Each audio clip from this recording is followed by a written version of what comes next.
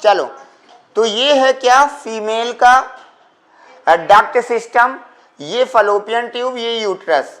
यहां पर क्या निर्माण हुआ, जाइगोट, और जाइगोट एक सिंगल सेल थी, सिंगल सेल से 2 सेल हुई, 2 सेल से 4 सेल हुई, 4 से 8, 8 से 16, 16 से 32, और अब इस 32 सेल को यूट्रस में गर्भाशय में ला करके इम्प्लांट कराना है ना। ये जो 32 सेल की सेल हमने बताया था उसको क्या कहते हैं, ब्लास्टोसिस्ट। इसमें एक है इनर सेल मास और दूसरी तरफ है ये ट्रोफोब्लास्ट। अब इसको यहाँ ला करके रखना है। जब हम यहाँ ला करके रखेंगे तो यहाँ इस यूट्रस की जो मेम्ब्रेन होती है जिसका नाम क्या था, इंडोमेट्रियम, तो इंडोमेट्रियम से अटैच करना है अब किसको, ब्लास्टोसिस्ट को। यहां तक मैंने आपको बताया था, ठीक है। इसके आगे चलते हैं, ठीक। चलो, अब इम्प्लांटेशन की प्रोसेस बता रहे हैं, ठीक है, कैसे इम्प्लांट होता है ब्लास्टोसिस्ट, ठीक है। चलिए, इम्प्लांटेशन ऑफ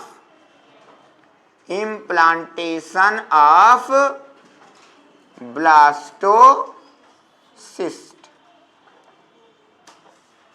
देखो, समझना, सबसे पहले ये जो ब्लास्टोसिस्ट बना है इसके एक पार्ट में विलाई के फॉर्मेशन होते हैं। विलाई का मतलब होता है फोल्डिंग, ठीक है। तो इस प्रकार की ये फोल्डिंग बनती हैं। ये किसके पार्ट में बनी है बताओ, फीटस में बनी है ये, मान लो किसमें है ये, फीटस में। और फीटस का जो पार्ट होता है इसका जो ये विलाई होते हैं इसे कहा जाता है कोरियोनिक विलाई। क्या कहा जाता है बताओ, तो ये है कोरियोनिक विलाई। क्या है बताओ, ये कोरियोनिक विलाई, ठीक है। इसके बाद क्या होता है, अब दूसरी तरफ इसे अटैच करना है कहां पर, मम्मी के इंडोमेट्रियम में। तो इंडोमेट्रियम में भी इस तरह की फोल्डिंग बनती है, ये। और इस मम्मी वाले इस पार्ट को डेसिडुआ पार्ट कहा जाता है। क्या कहा जाता है, डेसिडुआ। और ये ऐसे चल करके बाद में इसे पूरा इस तरह से बच्चे को यहाँ पर इस तरह से कवर कर लेता है।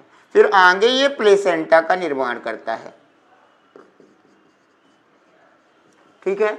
जो आपके पास राउबर सेल इनर सेल मास था वो बीच में आ जाता है इस प्रकार से, और 3 जर्मिनल लेयर का निर्माण करता है। कितनी लेयर, 3 जर्मिनल लेयर यहाँ पर बनती हैं, और जिनसे पूरी बॉडी डेवलप होती है। आपने सुना होगा कि किसकी ओरिजिन क्या है, एक्टोडर्मल, मीजोडर्मल, इंडोडर्मल, सुना है। तो वही ये 3 लेयर हैं और इसी से पूरे बेबी की का फॉर्मेशन हो जाएगा, ठीक है। ये आगे प्लेसेंटा बन जाएगा और ये इससे जुड़ एक और स्ट्रक्चर बनेगा जिसे कहेंगे अम्बिलिकल कार्ड। तो आगे अब ये किससे जुड़ जाएगा, प्लेसेंटा से। तो इस तरह से ये जुड़ता है। मैं अगला टॉपिक अब पढ़ाऊंगा वो रहेगा प्लेसेंटा, ठीक है। इसको बनाना है, बनाओ,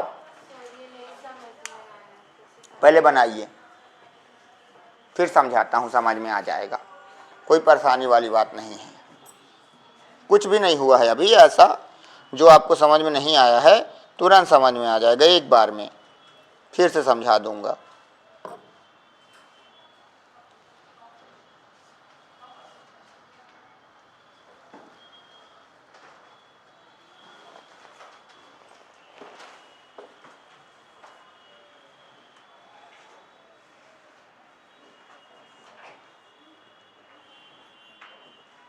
अब इसको दूसरे कैटेगरी से समझाना पड़ेगा तब आपको समझ में आएगा। अब ये भी समझ में आ गया कि ऐसे नहीं आया है तो अब दूसरी कैटेगरी से समझाना पड़ेगा तभी समझ में आ पाएगा, है ना। अब देखो समझा पाता हूं कि नहीं।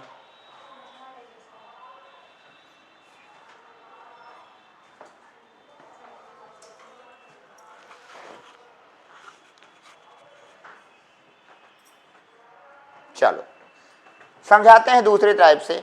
मिटा इसको तो लिखो जल्दी से। अब मैं इसको दूसरे टाइप से समझाता हूं ताकि जिनको नहीं आया समझ में वो समझ सकें कि क्या हुआ है ये, ठीक है। ओके,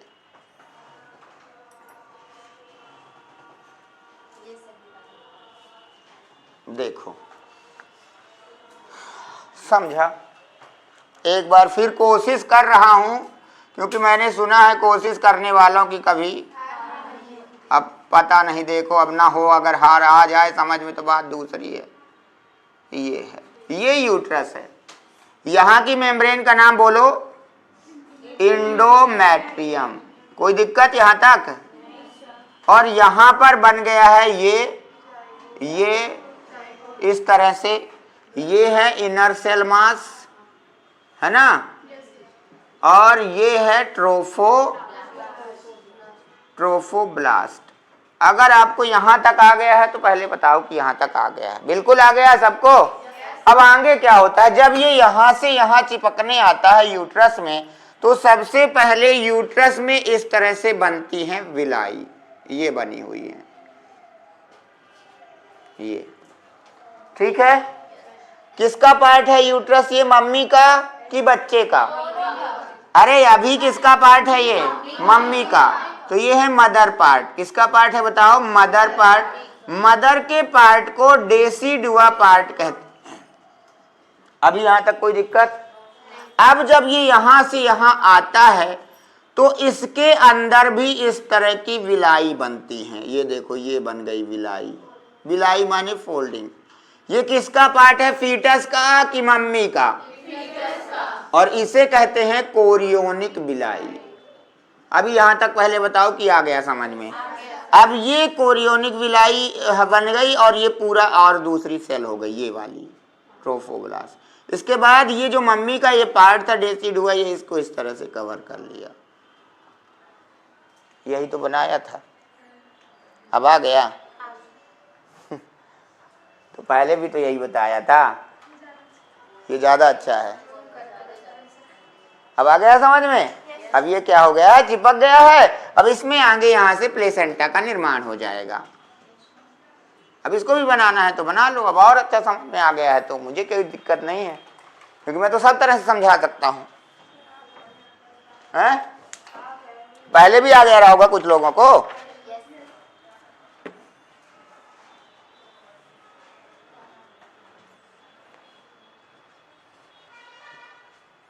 अब हम यहां पर ये जो इनर सेल थी ना, ये 3 लेयर बन गई। ये इन्हें जर्मिनल लेयर कहते हैं। हो गया। अब इसी से बेबी की ग्रोथ हो जाएगी, फिर 9 महीने बाद इसकी डिलीवरी करवा देंगे। ठीक, पहले वाले में थोड़ा गड़बड़ था क्या? अच्छा चलो कोई बात नहीं।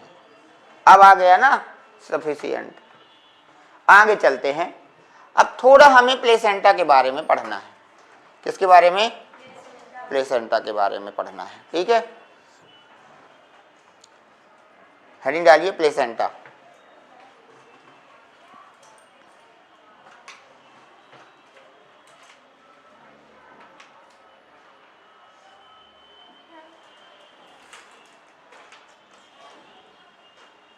ठीक,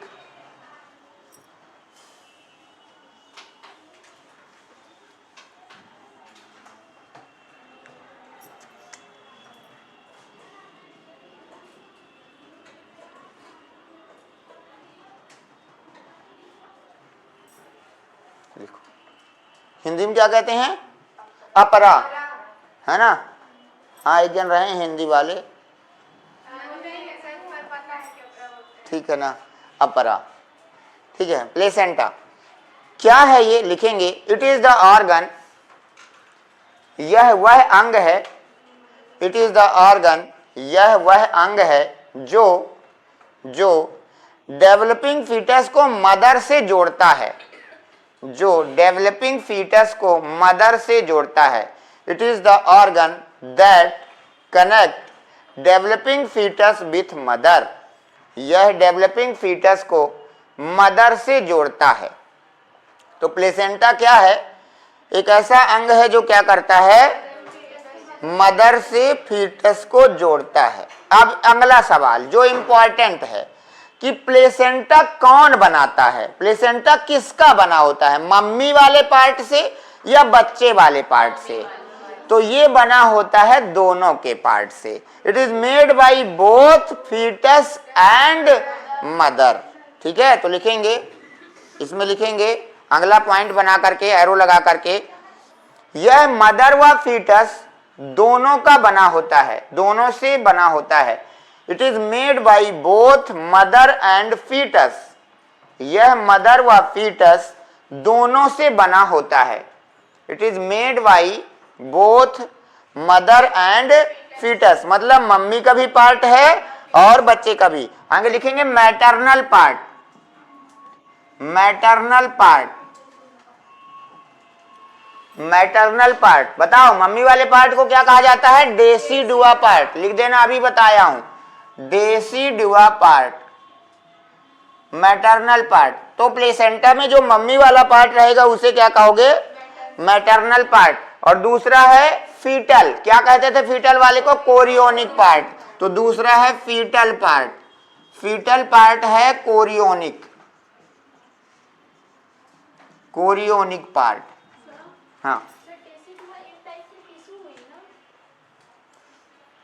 अभी आपको पता चल जाएगा और भी इसके बारे में, ठीक है। डेसिडुआ एक प्लेसेंटा के एक टाइप में भी होता है, जिसका अर्थ होता है कि प्लेसेंटा टूट करके गिरेगा, ठीक है। तो ये भी है, पर अभी क्या है, ये मैटरनल पार्ट का नाम है डेसिडुआ पार्ट और फीटल पार्ट का नाम है कोरियोनिक पार्ट, ठीक है। तो दोनों से मिलकर के ये बना हुआ है, ठीक है ना। आगे लिखेंगे human placenta initially finger like. मनुष्य का प्लेसेंटा पहले फिंगर के समान होता है या फिंगर लाइक प्रोजेक्शन बनाता है। मनुष्य में प्लेसेंटा पहले फिंगर लाइक प्रोजेक्शन बनाता है। In human placenta make finger like projection initially, then it become discoidal. इसके बाद यह डिस्क्वाइडल हो जाता है, डिस्क के समान, समझ रहे हो। पहले कैसे रहता है? उंगली के समान शुरू में बना, फिर वो उसके ऊपर पूरा घूम करके आ गया, किसके समान हो गया? डिस्क के समान। तो शुरू में फिंगर के समान और फिर बाद में डिस्क्वाइडल हो जाता है। डिस्क्वाइडल मतलब समझते हो? चकती के समान, बीच में भी मसाला भरा हुआ है, तो किसके जैसा हो जाता है? ये डिस्क्वाइडल हो जाता है, ठीक है ना। आगे लिखेंगे ह्यूमन प्लेसेंटा इज हीमोकोरियल। कैसा होता है बताओ? हीमोकोरियल होता है, हीमोकोरियल, हीमोकोरियल।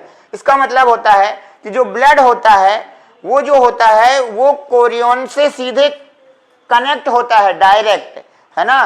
तो जो टिश्यू होते हैं सीधे कोरियन से जुड़े हुए होते हैं, इसीलिए इसे क्या कहते हैं? हीमोकोरियल। अब टाइप याद रखना कि ह्यूमन प्लेसेंटा कैसा होता है? हीमोकोरियल है, ठीक है। किससे बना हुआ है बताओ? दोनों से बना हुआ है। फीटस भी बनाती है उसे और मदर भी बनाता है, ठीक है। इसका काम क्या है, क्यों है ये, है ना। और एक चीज और है इसी के जैसा, अभी वो भी आएगा, अम्बिलिकल कार्ड, है ना। नाभि ये जो जुड़ी रहती है, ये कुछ लोग इसी को प्लेसेंटा समझ लेते हैं कि यही प्लेसेंटा है। ये प्लेसेंटा नहीं है, ये अम्बिलिकल कार्ड है, प्लेसेंटा दूसरा है। कितने लोग अभी तक यही समझ रहे थे? हाँ, तो ऐसा नहीं समझना है ठीक है ना। तो उसको वो दूसरी चीज है, ये दूसरा है, वो दूसरा है। ये क्या है ये भी बताते हैं, ठीक है।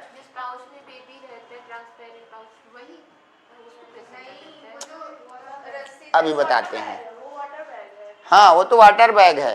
चलो आगे लिखते हैं, लिखेंगे फंक्शन ऑफ प्लेसेंटा। प्लेसेंटा के कार्य, प्लेसेंटा के कार्य, प्लेसेंटा के कार्य, work of placenta.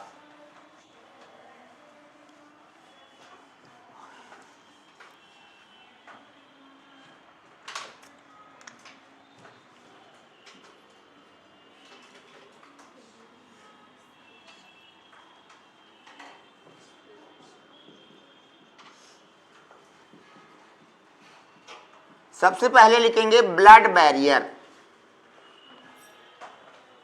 Blood barrier, placenta का पहला काम है ब्लड बैरियर। ब्लड बैरियर, इसका बैरियर माने क्या होता है? रोकने वाले, अवरोध, रोकने वाला। तो बैरियर माने क्या है? अवरोध। इसका मतलब क्या है? इसका मतलब ये है कि यह मदर और फीटस के ब्लड के मिक्स होने से रोकता है। मम्मी का ब्लड और फीटस का ब्लड मिक्स ना हो, ये उसको रोकता है। पहली बात तो पहला प्लेसेंटा का कार्य इसके नीचे यहां पर लिखते चलना है, ऐसे बनाओ फिर लिखो जल्दी से।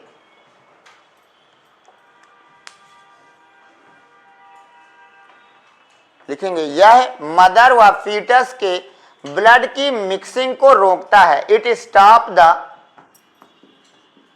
Stop mixing of blood of mother and foetus. मतलब मम्मी का ब्लड और बच्चे का ब्लड मिक्स ना हो, ये ऐसी चीजों से क्या करता है, ये उसको क्या करता है, रोकता है। और क्या करता है, और क्या करता है, वो तो ठीक है, अभी ब्लड बैरियर का काम बता रहे हैं। ब्लड बैरियर का और क्या काम है, कोई भी जैसे बैक्टीरिया है, वायरस है, वो प्लेसेंटा के उस पार नहीं जाने देता है, ठीक है ना। तो लिख देना pathogen not cross the barrier. Pathogen not cross the barrier. जो भी बैरियर हैं, वायरस है, बैक्टीरिया है, वो प्लेसेंटा को पार नहीं होते हैं, जिससे बच्चे को कोई बीमारी नहीं हो पाती है। तो सर अभी HIV तो हो जाती है, HIV तो प्लेसेंटा के बाद भी हो जाता है। देखो अगर मम्मी को HIV है तो बच्चे में भी हो जाता है। तो HIV एक वायरस, एक विशिष्ट प्रकार का वायरस है, हरामी टाइप का, ठीक है ना। आपने देखा है रेट्रो वायरस है वो, है ना। वो इतना खतरनाक होता है कि जब बॉडी के अंदर आता है तो हमारी बॉडी को ही पूरा हाईजैक कर लेता है, हमारे पूरे इम्यून सिस्टम को। वीडियो पड़ा हुआ देख लेना HIV वाला, है ना। उसमें ये बताता है पूरी बॉडी जो होती है वो उस वायरस के कंट्रोल में आ जाती है, वो जो कहता है बॉडी वही करती है। तो उसकी तो बात ही छोड़ दो, है ना। तो प्लेसेंटा और क्या करता है बताओ, पैथोजन को जाने से रोकता है, ठीक है ना। और क्या करता है बताओ, टॉक्सिक मटेरियल को रोकेगा। कोई ऐसी चीजें हैं जो मम्मी ने खा लिया, मान लो न्यूट्रिशन उसी के माध्यम से जाना है, तो अगर उसे लगता है कि ये टॉक्सिक मटेरियल है, बच्चे को नुकसानदायक हो सकता है, तो वो भी उसको रोकता है, ठीक है ना। तो लिख देना stop toxic material.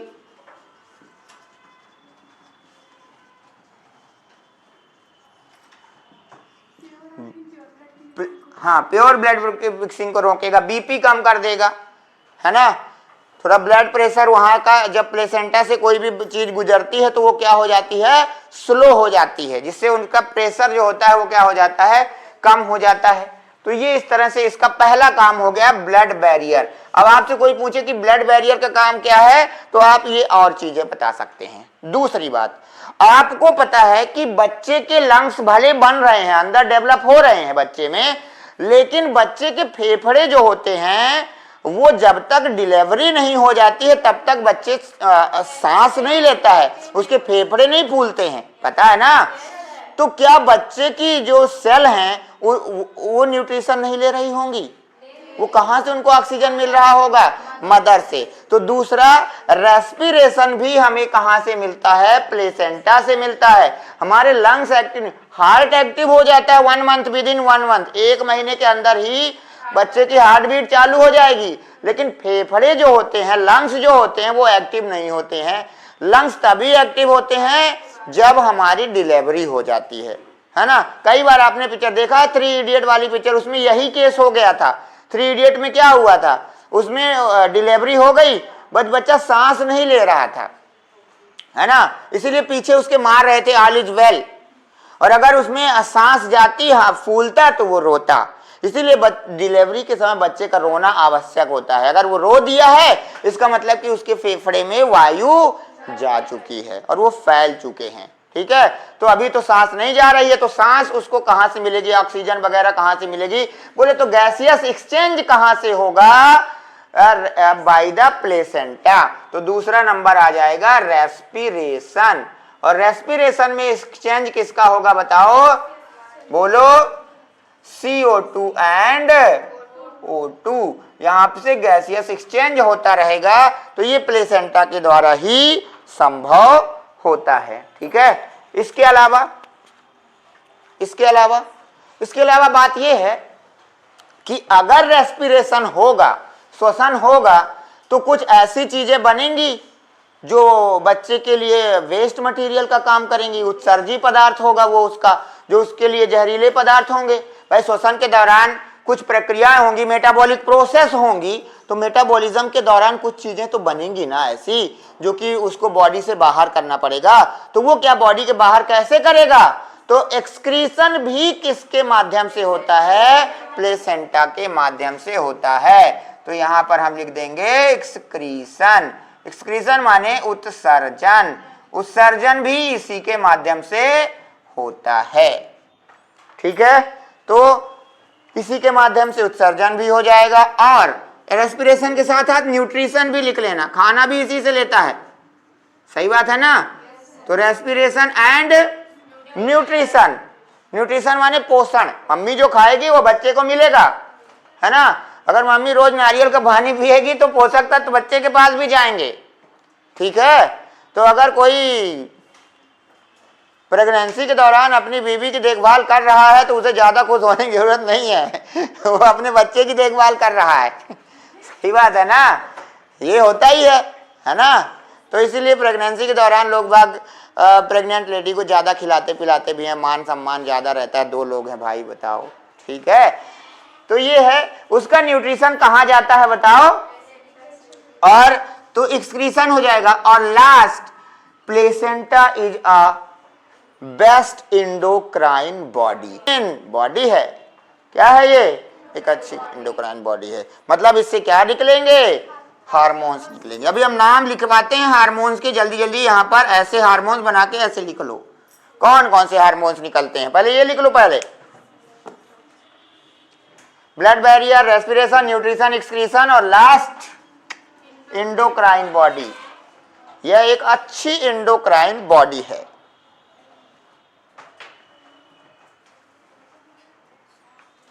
Endocrine body का मतलब जिनसे हार्मोन्स निकलते हैं, वो एक अच्छी इंडोक्राइन बॉडी होती है ना? जैसे कार्पस ल्यूटियम भी एक अच्छी इंडोक्राइन बॉडी है, वो भी क्या बनाती है? हार्मोन्स बनाती है। चलिए पहला हार्मोन्स लिखेंगे HCG। पहले नाम लिख लो, फिर थोड़ा थोड़ा इनका काम बताएंगे और बाकी जो हार्मोन्स रहेंगे वो जहां यूज होंगे वहां बता देंगे। HCG इसके बारे में तो बता चुका हूं, बोलो। ह्यूमन कोरियोनिक गोनेडोट्रोपिन हार्मोन्स किस काम में आता है? सेम एज LH, LH के जैसा होता है, प्रोजेस्टेरॉन मेंटेन करने के लिए, है ना? कार्पस ल्यूटियम मेंटेन करने के लिए। और इसी के द्वारा क्या पता चल गया था? प्रेगनेंसी टेस्ट इसी के द्वारा किया जाता है ना? HCG हो गया। दूसरा लिखेंगे इसी में oestrogen, progesterone, oestrogen, progesterone, relaxin, oestrogen, progesterone, relaxin, HCG। Relaxin भी एक हार्मोन से बर्थ के समय काम में आएगा। ठीक है ना? अगला है HCC। HCC कॉन्ट्रैक्शन नहीं, रिलैक्स करता है, शिथिलता लाएगा टिश्यू में। रिलैक्सिन ना, HCC किसकी बात कर रहे हैं? हाँ उसी की बात कर रहे हैं। और एक है HPL, ह्यूमन प्लेसेंटल लैक्टोजन, है ना? मिल्क सिक्रीशन करवाएगा। इनके बारे में अभी मैं थोड़ा थोड़ा पढ़ाता हूं। ठीक है, सबसे पहले लिखेंगे HCG।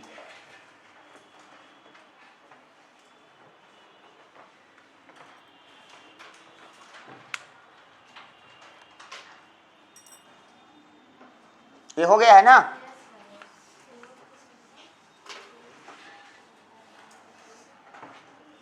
HCG पूरा नाम बोलो।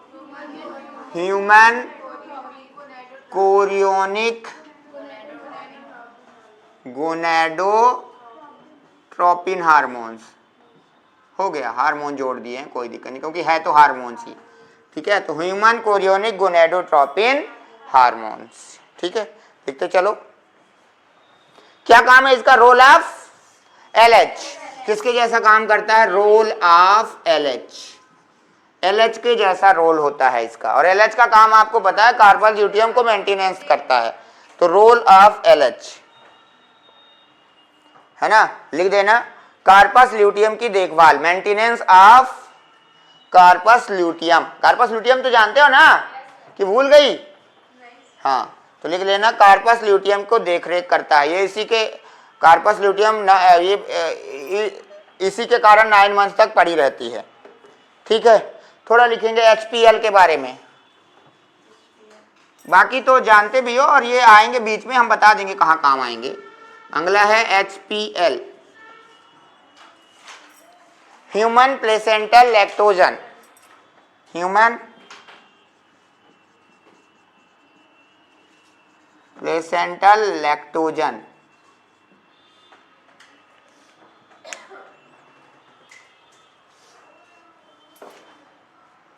क्या करता है ये? जैसे अब प्लेसेंटा बन गया है, अगर प्लेसेंटा बन गया है मतलब प्रेगनेंसी तो श्योर हो गई है, और 9 मंथ बाद डिलीवरी होगी तो दूध भी पिलाना पड़ेगा बच्चे के लिए, मिल्क प्रोडक्शन जरूरी है। तो ये सबसे पहले क्या करता है, मेमरी ग्लैंड को डेवलप करने लगता है। Development of mammary gland and milk production after the birth, है ना। बर्थ से पहले मेमरी ग्लैंड को डेवलप करता है, और जब मेमरी ग्लैंड डेवलप हो जाती है, डिलीवरी हो जाती है, तो इसके बाद यही हार्मोन्स क्या करने लगता है, मिल्क का निर्माण करने लगता है। ठीक है, तो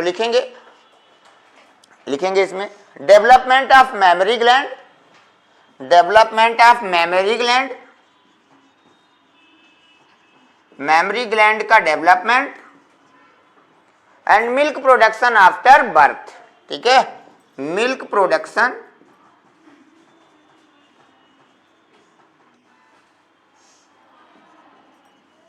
आफ्टर बर्थ के बाद मिल्क फॉर्मेशन करता है।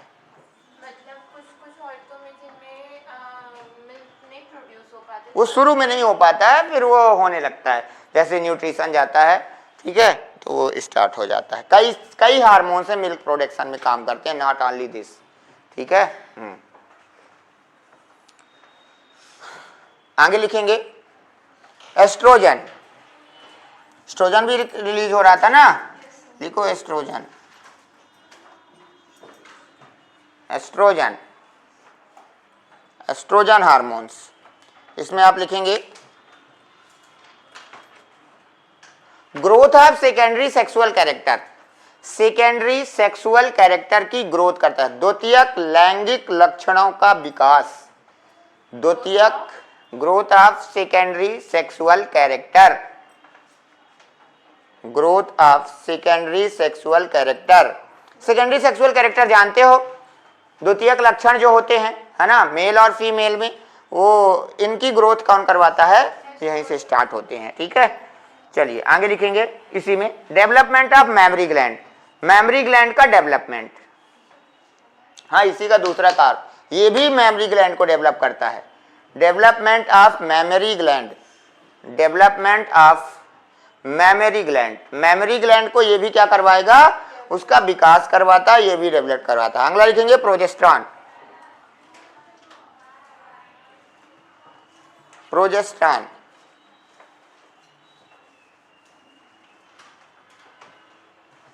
लिखेंगे, इसे प्रमुख प्रेगनेंसी हार्मोन्स कहते हैं। It is called main pregnancy hormones, इसे प्रमुख प्रेगनेंसी हार्मोन्स कहते हैं, इसे प्रमुख प्रेगनेंसी हार्मोन्स कहते हैं, क्योंकि यह इंडोमेट्रियम को मेंटेन करता है। बिकॉज इट मेंटेन इंडोमेट्रियम, याद आ रहा है, क्योंकि यह इंडोमेट्रियम को मेंटेन करता है। क्योंकि यह किसको मेंटेन करता है, इंडोमेट्रियम को मेंटेन करता है।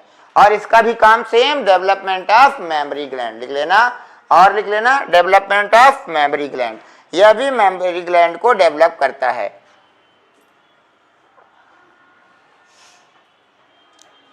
ठीक, तो ये हो गई किसकी बात, प्लेसेंटा की। बाकी जो 2 हार्मोन थे वो कहाँ काम आएंगे अभी बता देंगे, डिलीवरी के समय काम आएंगे, और उसी समय बता दूंगा कि ये क्या कर रहे हैं दोनों। ठीक है, बाकी मैंने आपको बता दिए हैं, जब डिलीवरी करवाएंगे तो ये आ जाएंगे तो रिलैक्सिन और SCC। ठीक है, चलो आगे चलते हैं। आगे हेडिंग डालिए अम्बिलिकल कार्ड।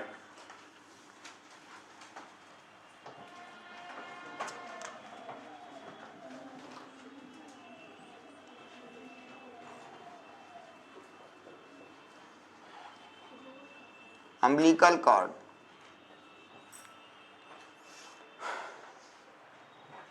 सबसे पहले मुझे बताओ, इससे पहले अभी हम लोगों ने ऐसा स्ट्रक्चर पढ़ा था प्लेसेंटा।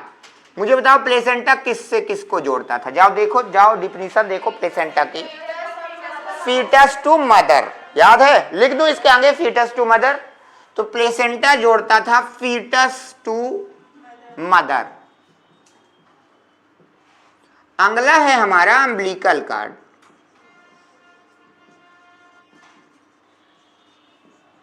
ये किसको जोड़ता है?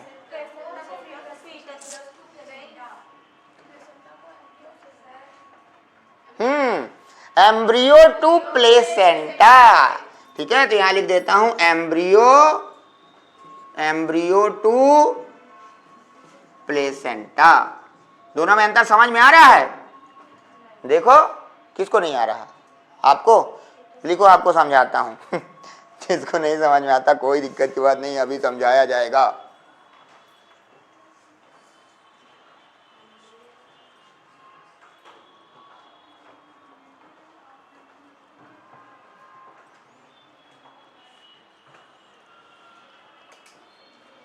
लिखेंगे इसके अंदर ब्लड वेसल्स होती हैं। It consist blood vessels. इसके अंदर ब्लड वेसल्स होती हैं। इसके अंदर ब्लड वेसल्स होती हैं। अम्बिलिकल कॉर्ड के अंदर क्या है? ब्लड वेसल्स हैं, रक्त वाहिकाएं हैं, है ना? ऐसे ट्यूब हैं। ठीक है, जिसमें मम्मी का ब्लड है या बच्चे का? किसका है? मम्मी का नहीं है। It contain foetus blood. Umbilical cord में फीटस का ब्लड होता है, तो लिखेंगे इट कंटेन फीटस ब्लड। इसके अंदर किसका ब्लड होता है बताओ? फीटस का ब्लड होता है। It contain foetus blood. इसके अंदर फीटस ब्लड होता है। क्या होता है बताओ? इसके अंदर फीटस का ब्लड होता है। अम्बिलिकल कॉर्ड के अंदर 2 आर्टरी और 1 वेन होती है। ठीक है, लिखेंगे it contain 2 artery and 1 when. इसके अंदर 2 धमनी और 1 सिरा होता है। इसके अंदर 2 धमनी और 1 सिरा होता है। आप लिखिए ना, इसके अंदर 2 धमनी और 1 सिरा होता है। It contain 2 arteries and 1 when. 2 arteries and 1 when. इसके अंदर कितनी धमनी? 2 धमनी और 1 सिरा होता है। बट किंतु यह भी हमारी बॉडी का अपवाद है। But it is also the exception of our body. किंतु यह भी हमारी बॉडी के अपवाद हैं। But it is also the exception of our body. किंतु यह भी हमारी बॉडी के अपवाद हैं। हमारी बॉडी के अपवाद हैं। क्योंकि because artery has a impure blood. सामान्यतः क्या होता है? आर्टरी में कैसा ब्लड होता है? धमनियों में शुद्ध रक्त, सिराओं में अशुद्ध रक्त। अभी तक हम एक अपवाद जानते थे, pulmonary artery and pulmonary vein. याद है? पल्मोनरी धमनी है, लेकिन पल्मोनरी आर्टरी में प्योर होना चाहिए तो इनप्योर रखती है, और पल्मोनरी वेन में इनप्योर होना चाहिए तो प्योर रखती है। ये अपवाद है अपनी बॉडी के धमनी और सिराओं में। और एक अपवाद हमको यहां भी मिल गया, है ना? अम्बिलिकल कॉर्ड की आर्टरी में होना कैसा चाहिए था? प्योर ब्लड, और रखती कैसा है? Impure blood. बोलो क्या लिखा आपने? हाँ, artery has impure blood and vein contain pure blood. And vein contain pure blood. तो ये भी क्या है बताओ? बोलो, अपवाद है। ठीक है, अब किसको ये समझ में नहीं आया है कि कौन किसको जोड़ता है? अभी आपने बनाया था, देखो आपने ऐसे बनाया था कोरियोनिक विलाई, ऐसे ये ऐसे हो गया। यहां फीटस बन रहा था, याद है? और फिर यहाँ प्लेसेंटा बन गया था ऐसे। ये मम्मी का पार्ट था और ये ऐसे प्लेसेंटा बन गया ऐसे। फीटस टू मदर, देखो फीटस टू, यहाँ मदर की बॉडी है ना? तो फीटस टू मदर कौन जोड़ दिया? देखो प्लेसेंटा। ठीक है, अगला एम्ब्रियो यहां बनेगा और ये प्लेसेंटा का निर्माण होता है, तो एम्ब्रियो से प्लेसेंटा, ये कौन हो गया, अम्बिलिकल कार्ड हो गई। और ये बहुत बड़ी रहती है, इसी को बता दिया जाता कि बच्चे की गर्दन में लिपट गई है। सुने हो कि यहाँ 2 बार अम्बिलिकल कार्ड आ गई है, 3 बार आ गई है, ऑपरेशन करना पड़ेगा। सुने हो, ये यही है। अब आया समझ में? ठीक है, ये इससे बॉडी से जोड़ दिया और ये यहाँ से यहाँ अम्बिलिकल कार्ड जुड़ गई बस। तो छोटी सी नहीं रहती, बहुत बड़ी रहती है उसमें, ताकि बच्चा आराम से इधर उधर घूमता रहे, क्योंकि उसको 9 महीने बिताना है 9 घंटे की बात हो तो बात दूसरी है ना। ठीक है, और फिर वो पूरा दिन हलचल मचाए रहता है, फिर इधर से उधर इधर से उधर। ठीक है, तो ये वही बात। यहाँ तक बात अगर आपको समझ में आ गई हो तो बता दो मेरे को। आ गई? तो बहुत सारी चीजें पढ़ लिए। प्लेसेंटा का भी निर्माण हो गया, अम्बिलिकल कार्ड बन गई, सब निर्माण हो गया। अब बच्चे के बना देते हैं ऑर्गन, अंग बना देते हैं, है ना। हार्ट बना देते हैं, किडनी बना देते हैं, फेफड़ा बना देते हैं, बाल ला देते हैं और किक मरवा देते हैं। लात भी मारता है ना। कौन से महीने से लात मारना स्टार्ट करता है? 5 मंथ से, है ना। और वो ऊपर से भी दिखाई देता है, डिसूम। ठीक है ना। तो अब स्टार्ट करते हैं ऑर्गेनोजेनेसिस। लिखिए, ये आ गया समझ में ना। लिखिए ऑर्गेनोजेनेसिस।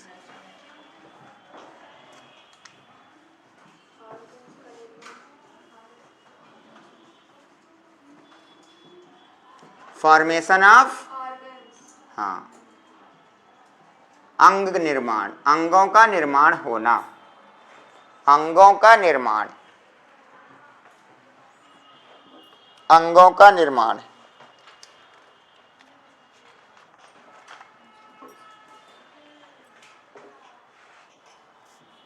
ठीक, किस दौरान होगा ये? गैस्टेशन के दौरान, इन गैस्टेशन। गैस्टेशन माने, गैस्टेशन माने गर्भकाल। कितने महीने में हो जाएगा ये सारा ऑर्गेनोजेनेसिस? 9 मंथ में सारे ऑर्गन बन जाएंगे। ठीक है, तो ये कितना है बताओ? 9 मंथ का होता है।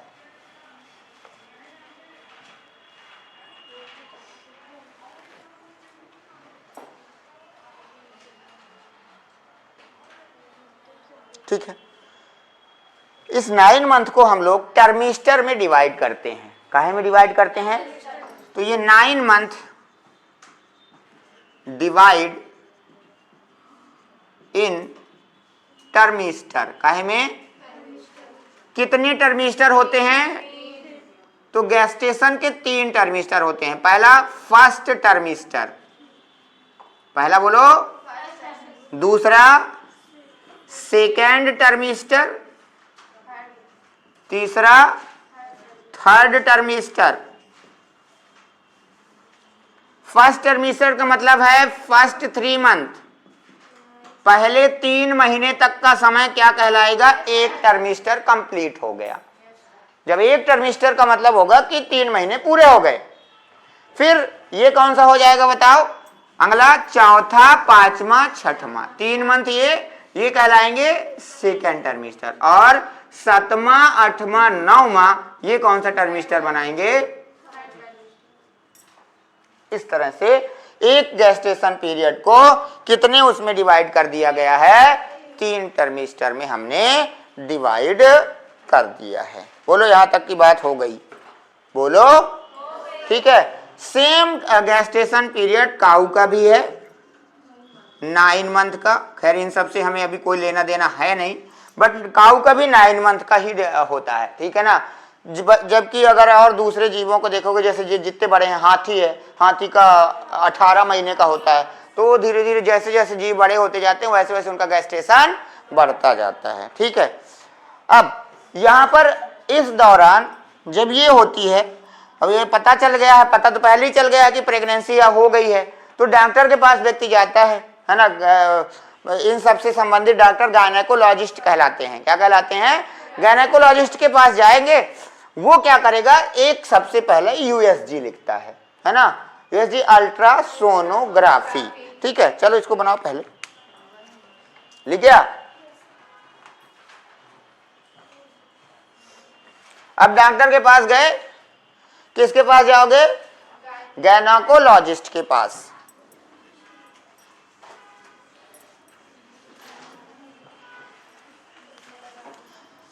इसमें होगी सबसे पहले क्या, USG, पूरा नाम अल्ट्रासोनोग्राफी। इसके बारे में आपको पढ़ा चुका हूं, कौन से वाले में बताओ, रिप्रोडक्टिव हेल्थ, वीडियो पढ़े हुए हैं।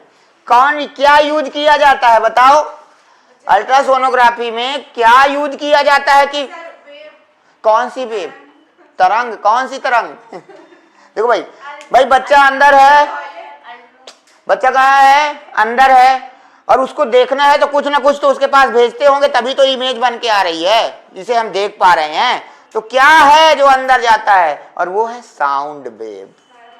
ठीक है, तो क्या जाती है अंदर, साउंड वेव जाती है, और वो वहां से उस बच्चे की इमेज लेके आती है। तो उसे डॉक्टर को वहां से सारी चीजें पता चलती है कि किस कंडीशन में बच्चा है। ठीक है ना, जब पहली बार सोनोग्राफी होती है, दूसरी बार भी होती है, तीसरी बार भी होती है, तो 2 डेट वहां पर लिखी रहती है। एक में लिखा रहता है DEDD, क्या लिखा रहता है, EDD, क्या लिखा है, EDD। एक लिखा रहता है LMP, क्या लिखा रहता है, LMP। ठीक है, क्या क्या लिखा हुआ है बताओ, बोलो।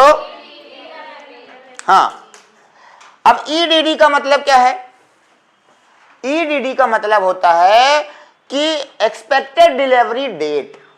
आपको पहले से ही पता चल जाएगा कि एस्टिमेट डिलीवरी डेट क्या है, पहली सोनोग्राफी से ही पता चल जाएगा कि अगले 9 मंथ के बाद किस समय के बीच में क्या हो सकती है बताओ, डिलीवरी हो सकती है। तो इसको कहेंगे एस्टिमेटेड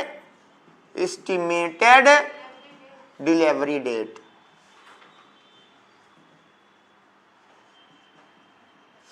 ये फिक्स रहती है, यही ज्यादा एक्यूरेट होती है। क्या होती है, ये ज्यादा एक्यूरेट है, सही मानी जाती है। और ये LMP क्या है, लास्ट मेंस्ट्रुअल पीरियड, है ना। तो इसमें देखो जैसे क्या है, अब लास्ट मेंस्ट्रुअल पीरियड की बात करें तो जैसे पीरियड हुआ रहा होगा, मेंस्ट्रुएशन साइकिल आ ही रही होगी, मेंस्ट्रुअल साइकिल के बाद क्या हुआ होगा, जब दूसरी नहीं आई तो पता चला कि प्रेगनेंसी है। ठीक है ना, तो ये कहां से काउंट की जाती है, लास्ट मेंस्ट्रुअल साइकिल से काउंट होती है। और ये USG की डेट होती है, जो सोनोग्राफी करती है वो उस बच्चे के डेवलप के आधार पर बताती है कि कितने दिन में ये डिलीवरी हो सकती है। तो ये क्या है, लास्ट मेंस्ट्रुअल पीरियड, लिख लो।